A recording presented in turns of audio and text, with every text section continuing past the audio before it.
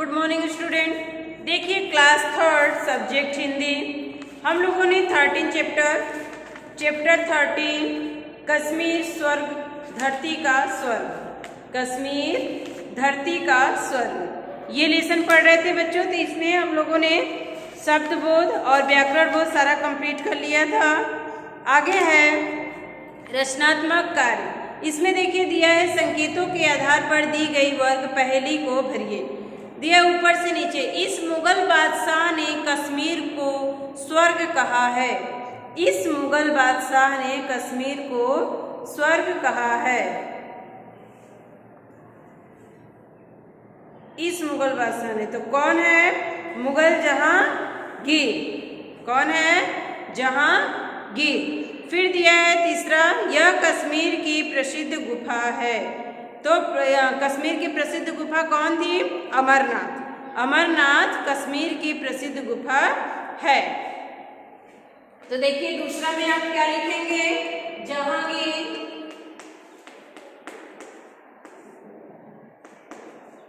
और थर्ड पे अमरनाथ। इसके बाद है 7 दिया है सर्दी के दिनों में कश्मीर के चारों ओर पड़ी रहती है। क्या पड़ी रहती है? बर्फ।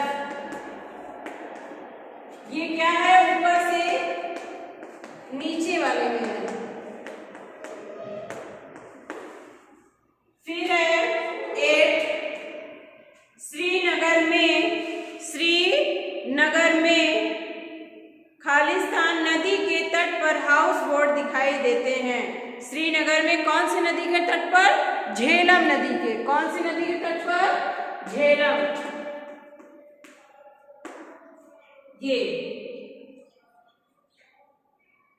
इसके बाद है बाएं से दाएं।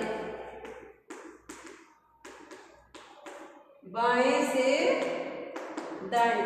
पहला इसमें दिया है श्रीनगर कश्मीर की है। क्या है श्रीनगर कश्मीर की? राजधानी।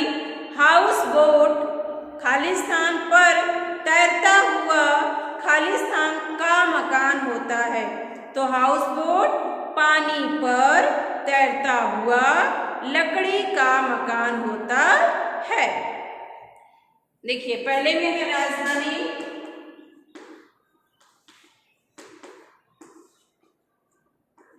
और चौथा नंबर पे है पहले में तो पानी, इसके बाद 2 जगह खाली है, लकड़ी। पानी और लकड़ी। इसके बाद है 5वां दिया है कश्मीरी जो लंबा कुर्ता पहनते हैं उसे क्या कहते हैं? खालिस्तान है तो उसे हम क्या कहते हैं? जो कश्मीर लोग लंबे कुर्ते पहनते हैं, फिरन। क्या बोलते हैं? फिरन।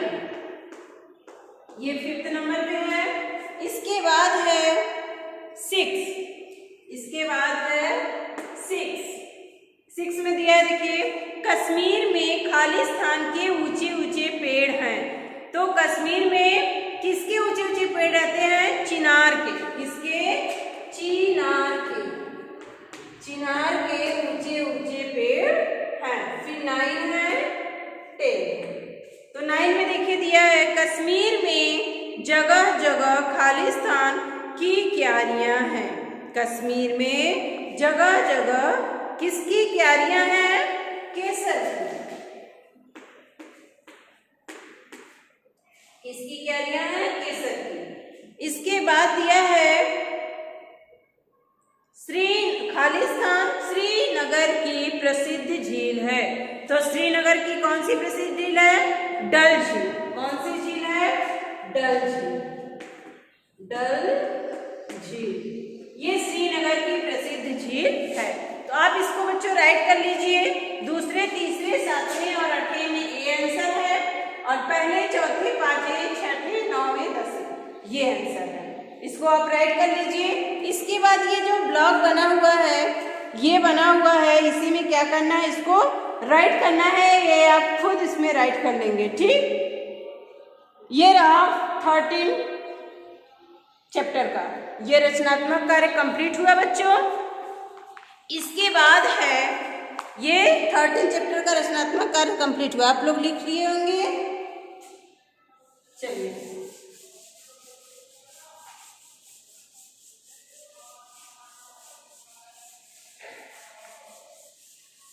आइए चलते हैं चैप्टर नंबर 14।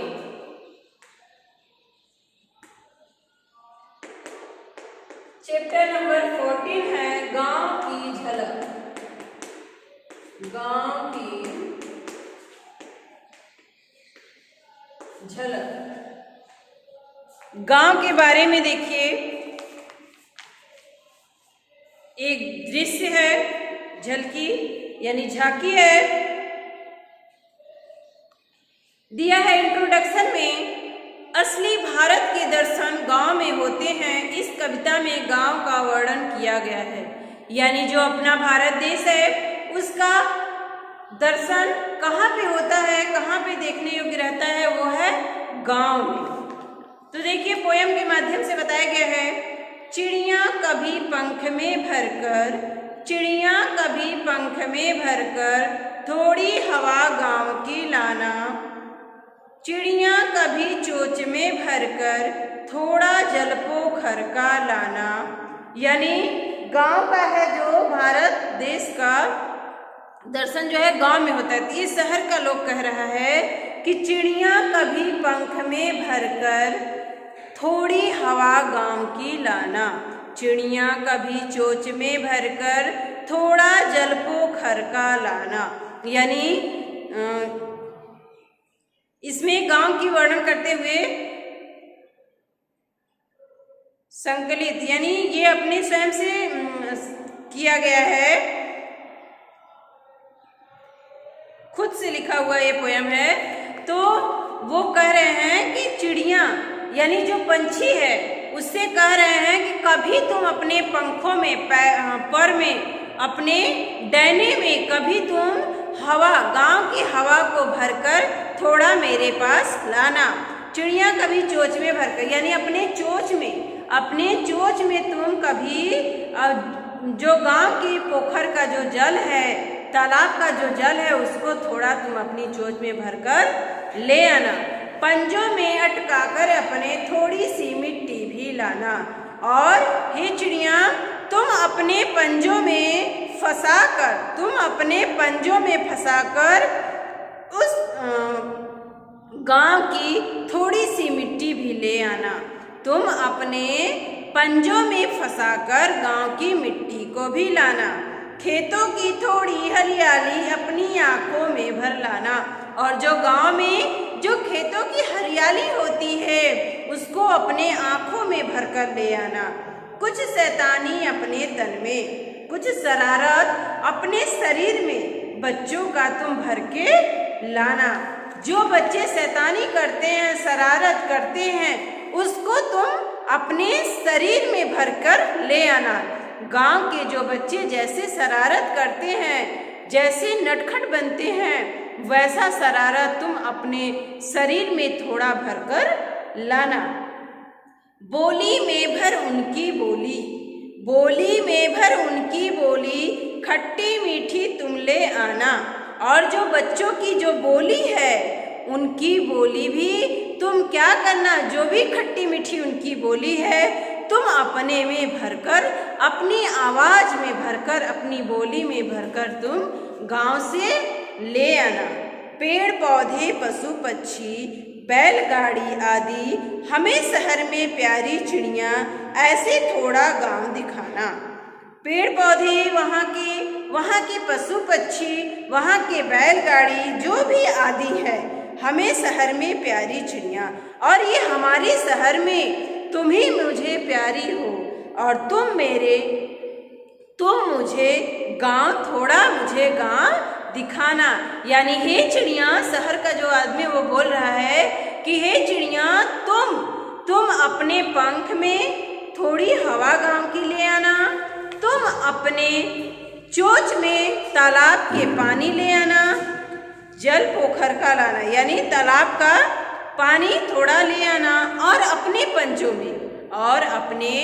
पंजों में थोड़ी गांव की मिट्टी फंसाकर लाना। इसके बाद जो गांव की खेतों की जो हरियाली है उसको तुम अपनी आंखों में भरकर लाना। वहाँ की जो हरियाली है उसको तुम्हारे आंखों में मैं देख सकूं, उसको तुम अपनी आंखों में भरकर लाना।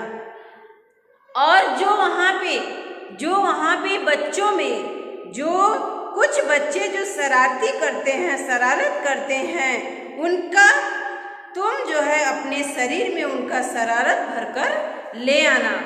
चिड़िया, तुम बच्चों की शरारत भी भरकर तुम अपने शरीर में ले आना। और उनकी जो बोली है, जो उन बच्चों की बोली है खट्टी मीठी, जैसी भी बोली है, चाहे वो कड़वाहट हो चाहे वो मिठास हो, वो भी बोली तुम अपनी बोली में भरकर ले आना। हे चिड़िया, तुम गांव से बच्चों की जो खट्टी मीठी बोली होगी उसको तुम अपनी बोली में भरकर लाना। वहाँ के पेड़ पौधे, पशु पक्षी, बैलगाड़ी आदि, ये तुम हमें शहर की जो चिड़िया, जाओ तुम गांव की,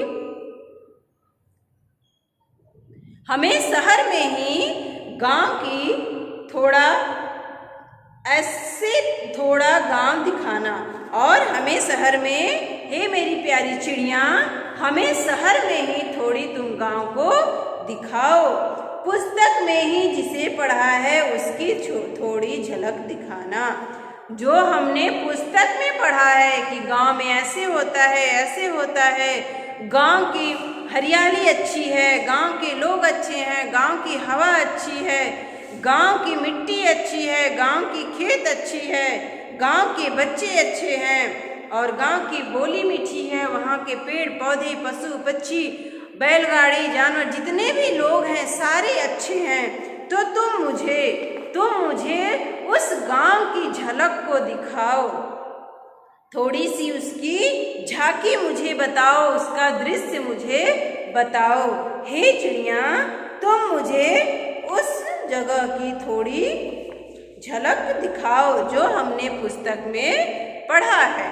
तो देखिए, ये जो है शहर का एक आदमी, वो चिड़िया से गांव का दर्शन करने के लिए वो ललायित है और वो चिड़िया से सारी चीज़ें कह रहा है कि तुम गांव में जाओ और ये चीज़ें थोड़ी थोड़ी करके ले आओ, ताकि जो हमने बुक में पढ़ा है, पुस्तक में पढ़ा है कि गांव में ऐसी ऐसी चीज़ें होती है, वहाँ पे शुद्ध हवा मिलता है, वहाँ का वातावरण शुद्ध रहता है, वहाँ पोखर में अच्छा पानी होता है और वहाँ की मिट्टी अच्छी होती है, वहाँ हरियाली होता है। इन सारी चीज़ों को जो हमने पुस्तक में पढ़ा है, बुक में पढ़ा है, उस गांव को तुम हमें दिखाओ और उसकी जो झलक है, दृश्य है, झांकी है, उसको थोड़ा हमें भी दिखाओ, उसकी झलक भी हमें दिखाओ। तो देखिए, ये गांव का वर्णन है कि गांव में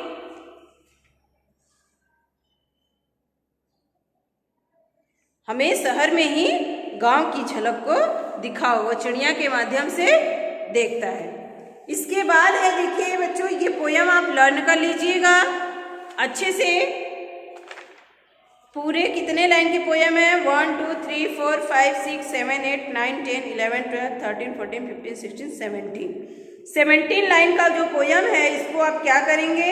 लर्न करेंगे और अच्छे से लर्न करेंगे, ताकि इसका मतलब आपको खुद लर्न करने के बाद समझ में आ जाए।